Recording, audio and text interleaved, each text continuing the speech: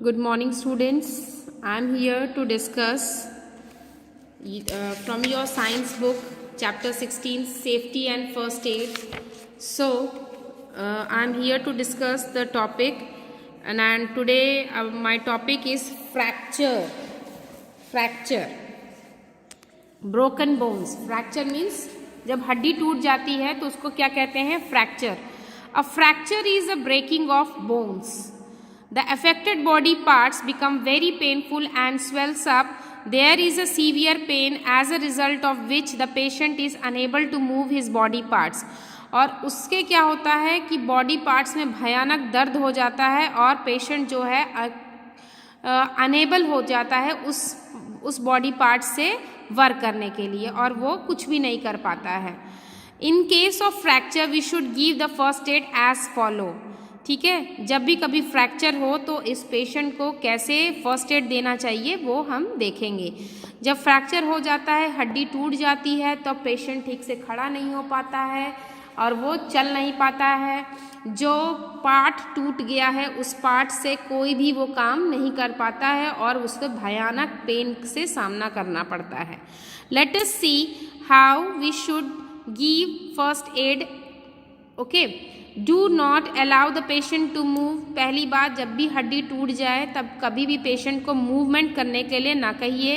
If there is an arm fracture immediately tie the sling to provide protection and support. जैसे ही arm fracture है, ये देखिए कैसे हाथ को टाई कर दिया है ताकि हाथ नीचे ना जाए. Okay, you can see at the picture. Apply a splint to give support. एक इस तरह से लकड़ी से सपोर्ट या इस सपोर्ट दे दे.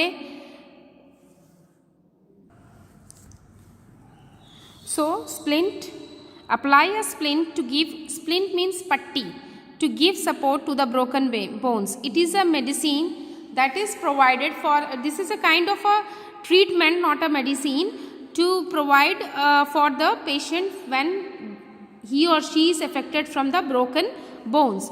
Splint can made from long piece of wood, walking stick or umbrella, newspaper or magazine.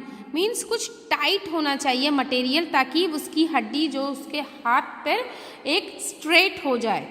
Plenty of paddings in the form of cottons, towel, handkerchief etcetera should be placed between the fractured part and the splint. The padding is essential because if the splint is टायर्ड directly to the fractured part it will hurt. इसीलिए उसको लगाया जाता है ताकि उसको एक support मिले. ठीक है, the splint should not be tight too tightly. उसको टाइट नहीं बांधेंगे और as it was affected the circulation of blood, क्योंकि वो सर्कुलेशन ऑफ ब्लड पर असर करता है. ठीक है, plenty of padding is that is clear. Okay, next is bleeding from the nose. जब भी हमारे नोज से ब्लीडिंग होने लगे तब क्या करना चाहिए? When the wall of a blood vessels of the nose break, blood comes out. तब क्या होता है? खून निकलने लगता है. Nose bleeding is a common condition in some children. ये कॉमन कंडीशन है बच्चों के बीच में. This is not caused by any injury. और ये किसी इंजरी के कारण नहीं. Minor injuries due to the blowing of nose or picking out crust. नाक में माइनर इंजरी की वजह से भी ब्लड आने लगता है या फिर नाक के अंदर उंगली करने से भी ब्लड आता है. In this case of nose bleeding we should keep the victim upright with the head slightly tilted backwards. पीछे की तरफ सर करके रखें. Loosen any tight clothing around the neck, chest and waist. जो कपड़े हैं उसको थोड़ा लूज कर दे. Ask him to breathe through the mouth. मुंह से सांस लें. Compress the nostril with the finger to stop bleeding. Nostril को दबा के रखना चाहिए ताकि ब्लीडिंग स्टॉप हो जाए. Apply ice cubes wrapping in the cloths to the nose for the forehead. और आइस क्यूब से फोरहेड पे, नोज पे रब करना चाहिए. Ask the patient not to blow his nose from some hour. और ask the patient not to blow his knows.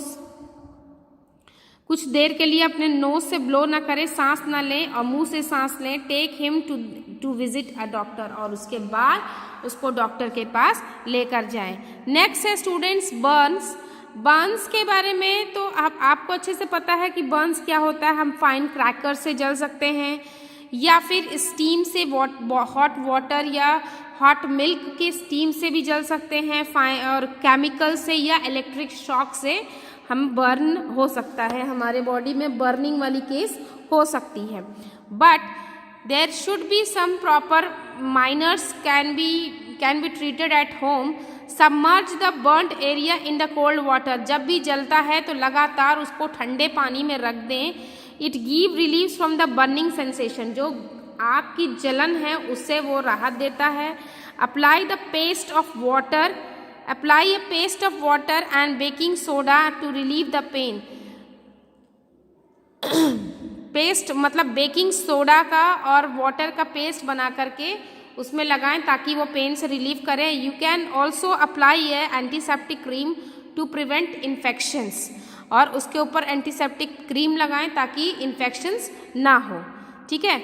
In case of severe Burns do not prick the blisters, it can get affected. जो जला हुआ part है उसको छोड़ना नहीं चाहिए ताकि वो फूट जाए, छाले जब बन जाते हैं। And take a sterile piece of cloth and dip it into the solution of baking soda and use this cloth to cover the burned area. उससे बेकिंग सोडा से कपड़े में डिप करके जहाँ बर्न्ड एरिया है उस पर रखना चाहिए। Take the patient to doctor immediately, और उसके बाद पेशेंट्स को इमीडिएटली डॉक्टर के पास ले जाना चाहिए। So these are the some minors,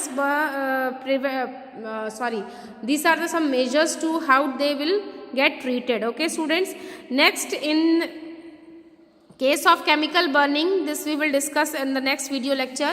Till then just you watch the video carefully and write the question answer and learn it also.